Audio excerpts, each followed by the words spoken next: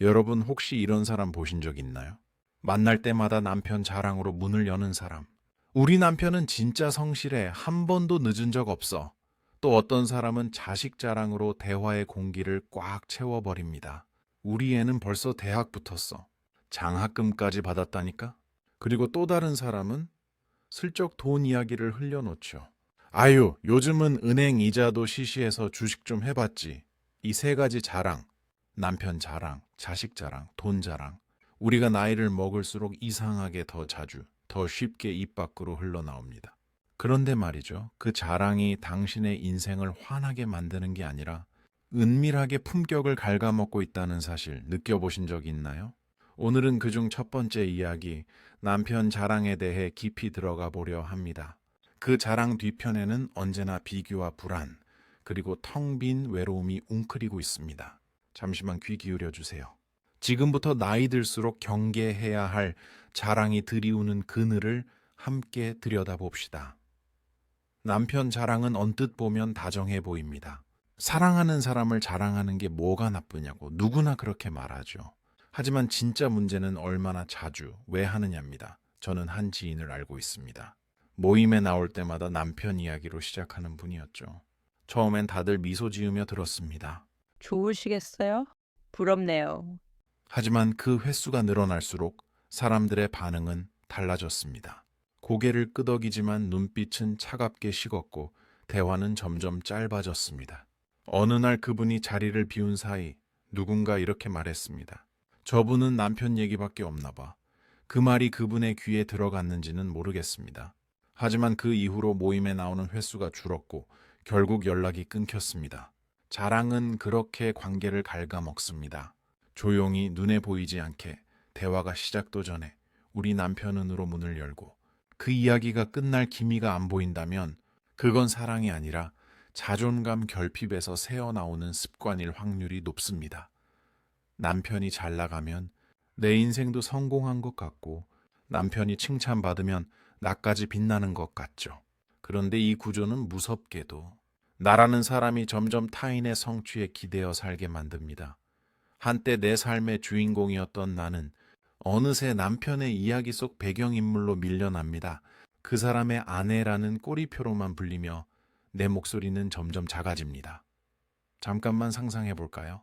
당신이 친구와 차를 마시는데 그 친구가 매번 남편 이야기만 꺼낸다면 그 시간은 금세 무겁고 지루하게 가라앉습니다. 왜냐하면 거기엔 그 사람 본인이 없기 때문입니다. 사람의 말에는 온기가 있습니다. 누군가의 이야기를 빌려 자신을 포장하면 그 말은 생기를 잃어버립니다. 남편을 자랑할수록 나는 더 흐릿해지고 결국 내 삶의 무게중심은 그 사람에게로 기울어가죠. 많은 이들이 이렇게 말합니다. 나는 그냥 고마워서 이야기하는 거야. 하지만 마음 깊숙이 들여다보면 그 안에는 나도 괜찮은 사람으로 보이고 싶다는 조급함이 숨어 있습니다. 실제로 한 심리 상담사의 이야기를 들어보면 남편 자랑을 자주 하는 내담자들은 대부분 자기 자신에 대한 확신이 부족한 경우가 많다고 합니다. 남편이 성공했으니까 내 선택도 틀리지 않았어. 남편이 인정받으니까 나도 괜찮은 인생이야.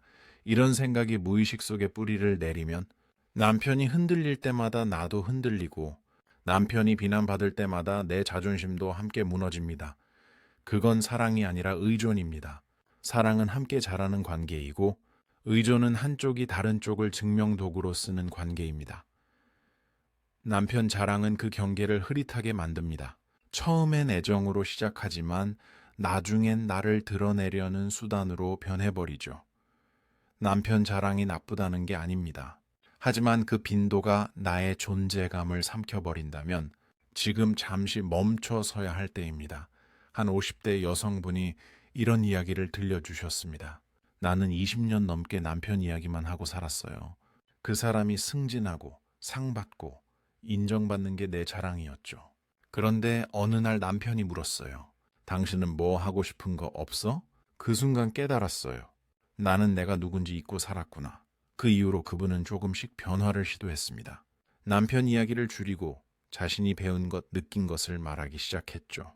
처음엔 어색했지만 시간이 지나면서 대화가 달라졌습니다. 사람들이 더 관심 있게 듣기 시작했고 무엇보다 자신이 대화하면서 행복해졌다고 합니다.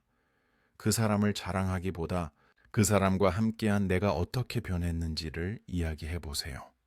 남편 덕분에 좋았어. 대신 그 일을 겪으면서 나도 많이 단단해졌어.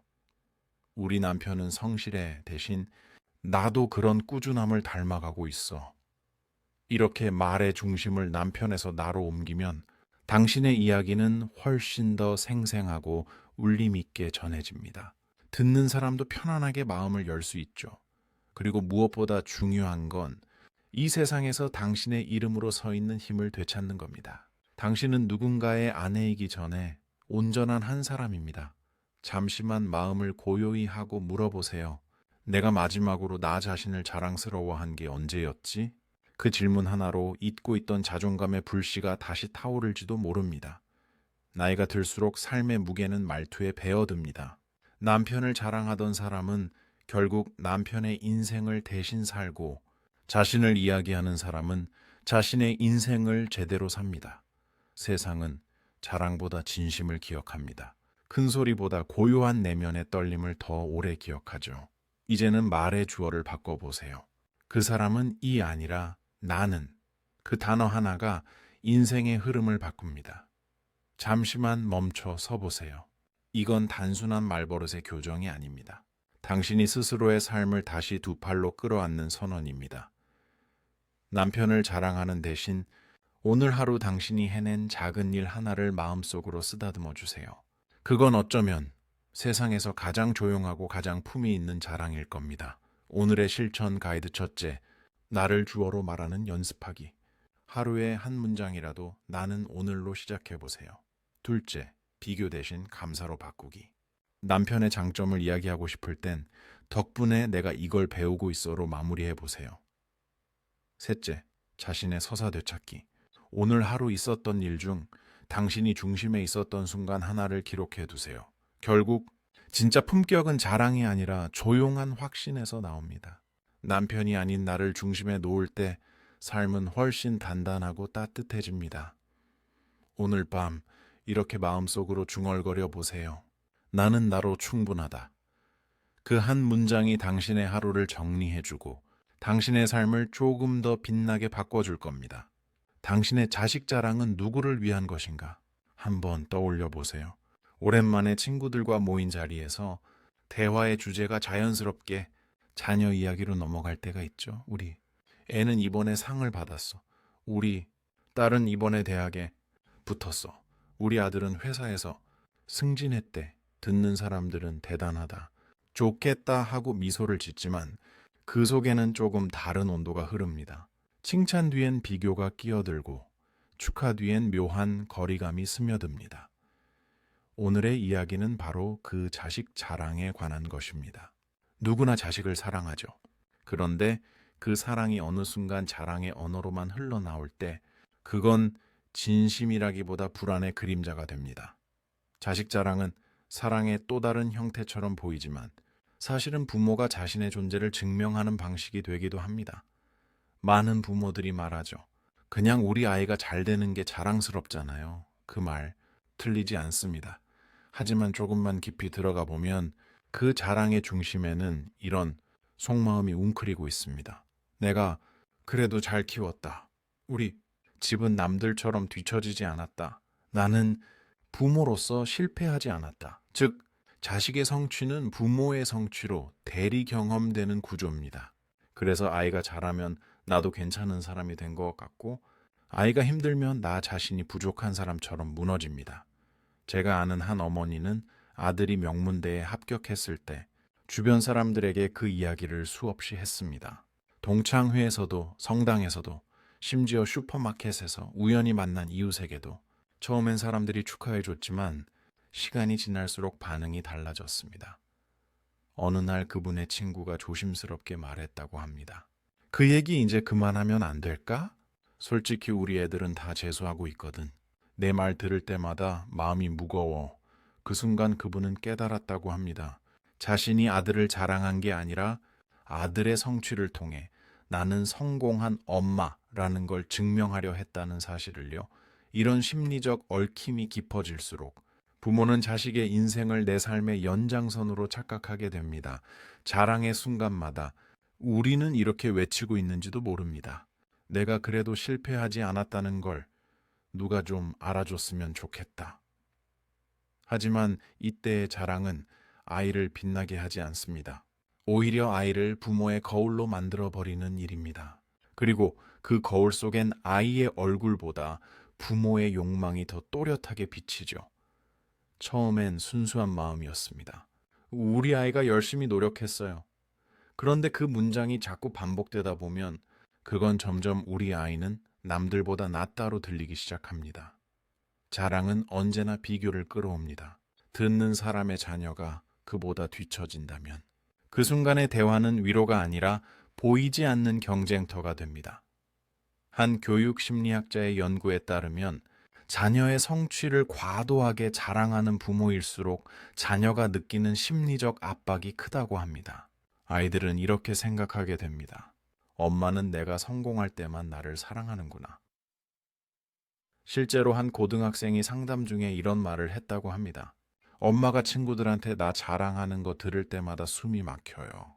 나는 그냥 나인데 엄마한테는 자랑거리인 것 같아요. 만약 내가 실패하면 엄마는 날 어떻게 볼까요? 그 이후로 아이는 사랑받기 위해 잘해야 하는 사람이 됩니다. 부모의 자랑을 유지하기 위해 스스로를 쥐어짜죠. 그건 칭찬이 아니라 사랑의 조건화입니다. 그리고 그 경쟁의 에너지는 부모에게도 아이에게도 독이 됩니다. 한 심리학자는 이렇게 말했습니다. 자식 자랑은 사랑의 또 다른 언어처럼 보이지만 그 안에는 불안한 부모의 자기 확인이 숨어 있다. 그 말은 날카롭게 들리지만 깊이 생각해 보면 진실입니다. 부모의 마음에는 늘 두 가지 욕망이 뒤엉켜 있습니다. 아이를 사랑하고 싶은 마음과 그 아이를 통해 내가 괜찮은 사람임을 증명하고 싶은 마음. 이 두 감정이 섞이면 사랑은 서서히 자랑으로 변합니다. 결국 우리는 아이를 향해 말하는 듯 하지만 그 실상은 세상에 이렇게 소리치는 것입니다. 나 잘하고 있죠? 저는 한 아버지의 이야기를 들은 적이 있습니다. 그분은 딸이 의대에 합격했을 때 정말 기뻤다고 합니다. 하지만 그 기쁨을 표현하는 방식이 문제였죠. 친척 모임마다 회사 동료들에게도 SNS에도 계속 딸 이야기를 올렸습니다. 어느 날 딸이 조용히 말했다고 합니다. 아빠 나 정말 힘들어. 의대 공부 너무 버거운데. 아빠가 사람들한테 자랑하는 거 들으면 그만둘 수도 없을 것 같아. 그 순간 아버지는 깨달았다고 합니다. 자신이 딸을 응원한 게 아니라 딸의 성취를 자신의 성공으로 포장하고 있었다는 것을요. 하지만 진짜 사랑은 세상에 보여줄 필요가 없습니다. 그건 조용히 일상 속에서 차곡차곡 쌓이는 것입니다. 아이가 실패했을 때도, 방황할 때도 그 옆에 묵묵히 있어주는 순간이야말로 사랑의 진심입니다.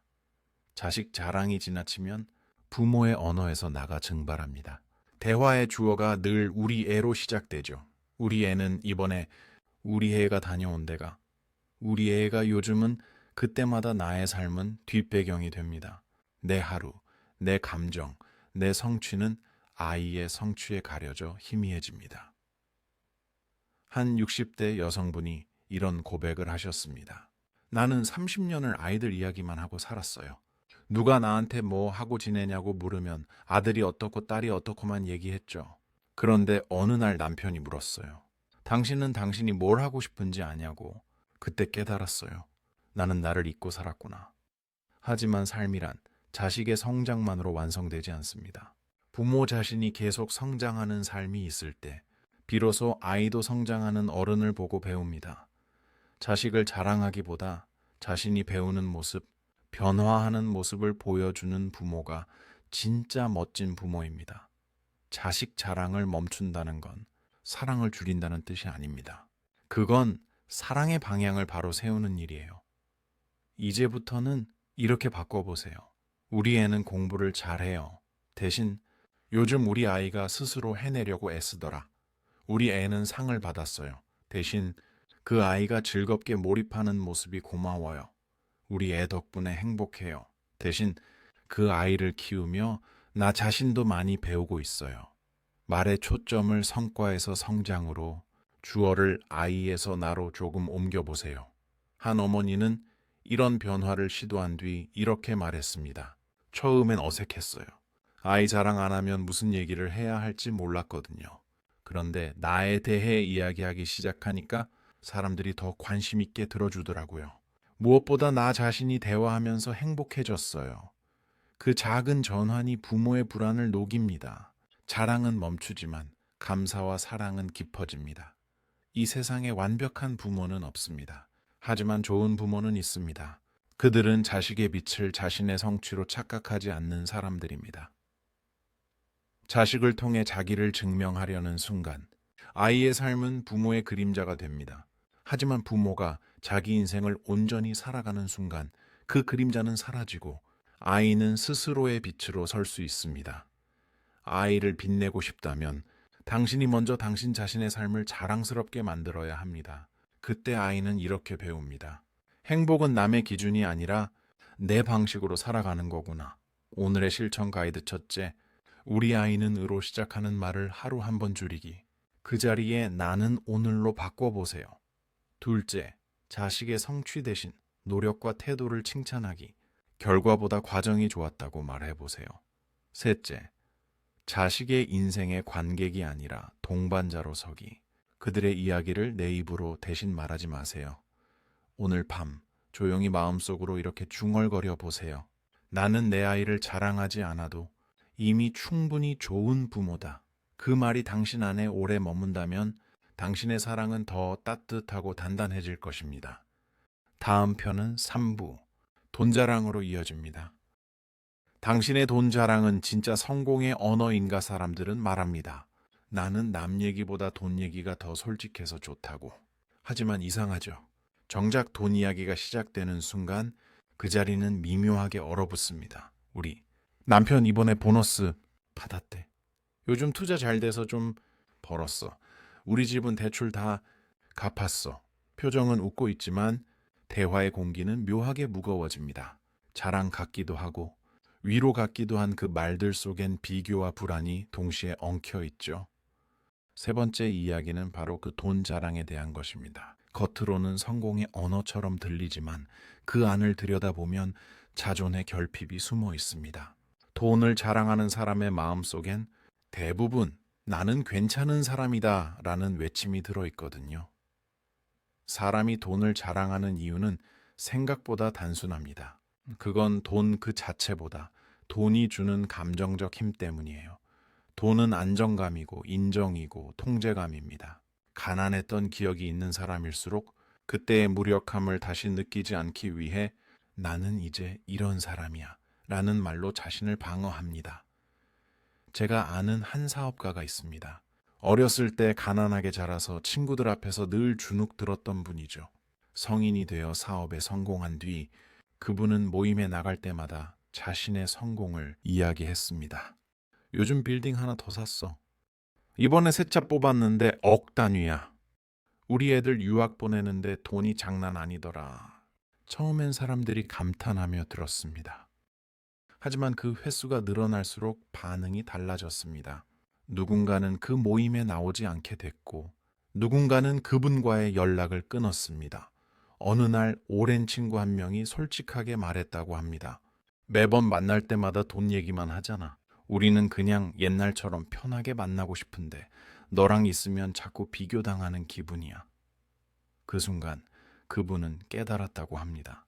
자신이 돈을 자랑한 게 아니라 어린 시절의 가난을 지우려고 발버둥 쳤다는 것을요. 하지만 그 말의 본질은 자랑이 아니라 불안의 증언입니다. 나는 이제 불안하지 않아. 나는 남들처럼 뒤처지지 않아.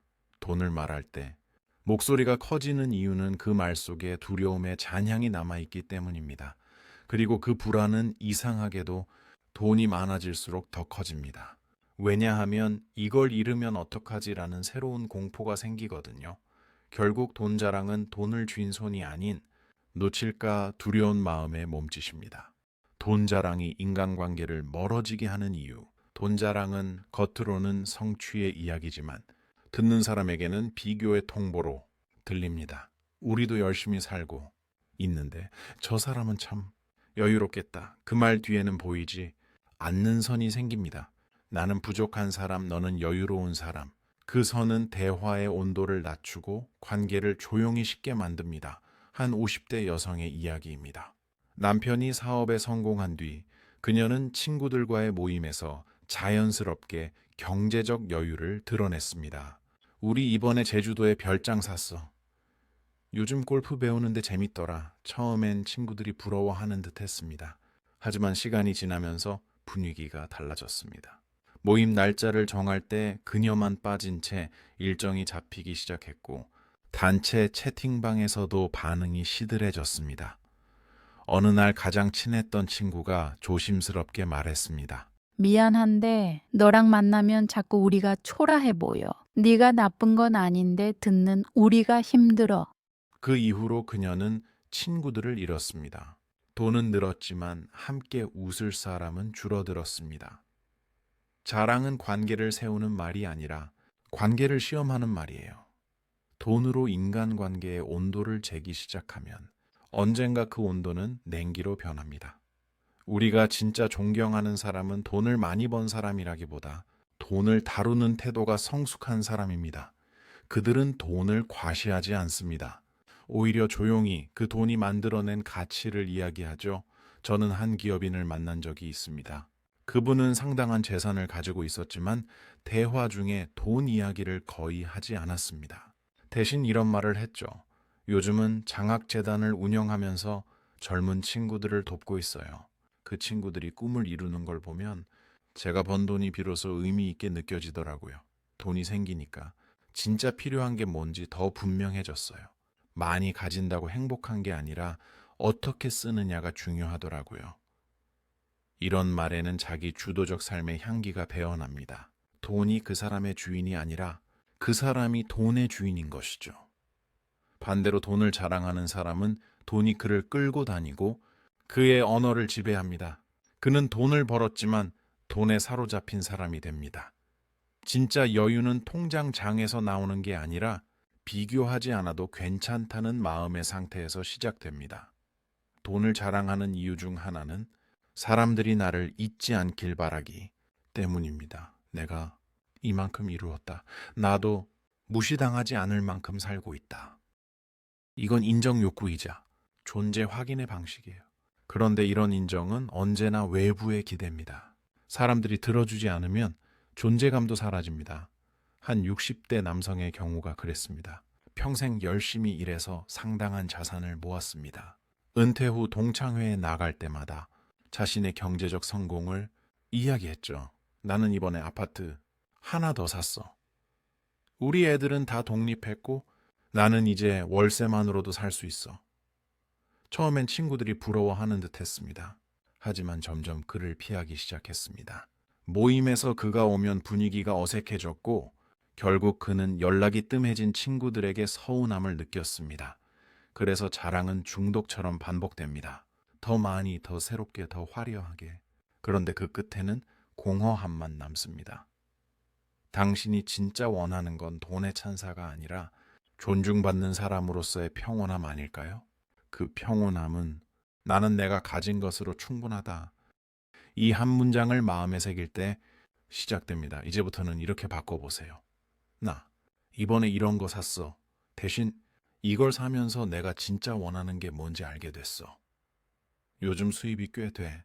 대신 요즘은 돈보다 시간의 가치가 더 중요하더라. 우리 집은 이제 여유 있어. 대신 이제야 진짜 여유가 뭔지 배우는 중이야. 이건 단순한 말습관의 변화가 아닙니다. 삶의 축을 소유에서 성장으로 옮기는 훈련이에요. 한 70대 어르신이 이런 변화를 경험했습니다. 평생 검소하게 살아 재산을 모았지만 은퇴 후엔 그걸 자랑하지 않기로 했습니다. 대신 자원봉사를 시작했고 사람들에게 자신이 배운 것들을 나눴습니다. 돈보다 중요한 게 관계더라고요. 나이 들수록 돈이 아니라 사람이 남는다는 걸 이제야 알겠어요. 돈을 말하되 그 안에 담긴 깨달음을 함께 이야기하세요. 그때 비로소 당신의 말은 자랑이 아니라 영향력이 됩니다. 돈이 많다고 가벼운 마음을 갖는 건 아닙니다. 오히려 돈이 많을수록 마음은 무거워질 수 있습니다. 지켜야 할 것들이 늘어나니까요. 하지만 마음이 단단한 사람은 돈이 많든 적든 그 무게에 흔들리지 않습니다. 그는 돈이라는 수단을 통해 자기다운 삶의 모양을 만들어 갑니다. 이제 조용히 자신에게 물어보세요. 나는 돈으로 무엇을 증명하려 하고 있었을까? 내가 진짜 원하는 건 돈 그 자체였을까? 아니면 그로 인해 느끼는 안정감이었을까? 내가 자랑하던 건 돈이 아니라 혹시 나의 두려움이 아니었을까? 이 질문들 앞에서 잠시 멈춰 서 보세요. 당신의 내면은 이미 답을 알고 있을 겁니다. 진짜 부자는 돈을 쥔 손보다 마음이 가벼운 사람입니다. 그는 세상에 자랑할 게 없어도 자기 안에 평온으로 빛납니다. 오늘의 실천 가이드 첫째, 돈 이야기를 꺼낼 때 한 번 더 생각하기. 이 말이 나를 증명하려는 건 아닐까? 스스로에게 물어보세요. 둘째, 소유가 아닌 의미를 말하기. 이걸 샀어. 대신 이걸 통해 이런 걸 배웠어로 말해보세요. 셋째, 비교하는 마음이 올라올 때 호흡하기.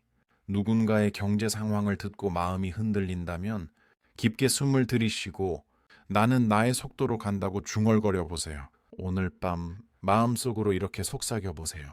나는 비교하지 않아도 괜찮다. 나는 증명하지 않아도 충분하다. 그 말이 당신의 하루를 따뜻하게 감싸줄 것입니다. 그리고 그 순간 당신은 이미 가장 부유한 사람이 되어 있을지도 모릅니다. 나이 들수록 하지 말아야 할 세 가지 자랑. 지금까지 우리는 세 가지 자랑에 대해 이야기했습니다. 남편 자랑, 자식 자랑, 돈 자랑. 이 세 가지는 겉보기엔 사랑과 성취의 언어처럼 보이지만 그 깊은 곳엔 불안과 비교, 그리고 인정받고 싶은 갈망이 숨어 있습니다. 남편을 자랑할수록 나는 작아집니다. 자식을 자랑할수록 나의 이야기는 사라집니다. 돈을 자랑할수록 마음은 무거워집니다. 나이가 들수록 우리에게 필요한 건 자랑이 아니라 자존입니다. 누군가를 통해 나를 증명하려는 마음이 아니라 나 자신으로 충분하다는 고요한 확신입니다. 세상은 자랑하는 사람보다 단단한 사람을 기억합니다. 큰 소리보다 조용한 울림을 오래 간직합니다. 이제 당신의 말에서 자랑을 빼고 진심을 채워보세요. 비교를 빼고 감사를 채워보세요. 증명을 빼고 존재를 채워보세요. 그때 비로소 당신의 삶은 누군가의 그림자가 아닌 당신 자신의 빛으로 빛나기 시작할 것입니다. 오늘 밤 마음속으로 이렇게 속삭여 보세요. 나는 비교하지 않아도 괜찮다. 나는 증명하지 않아도 충분하다. 나는 나로 충분하다. 그 말이 당신의 하루를 따뜻하게 감싸줄 것입니다. 그리고 그 순간 당신은 이미 가장 부유한 사람이 되어 있을지도 모릅니다. 댓글로 여러분의 경험담과 지혜를 공유해 주세요. 시청해 주셔서 감사합니다.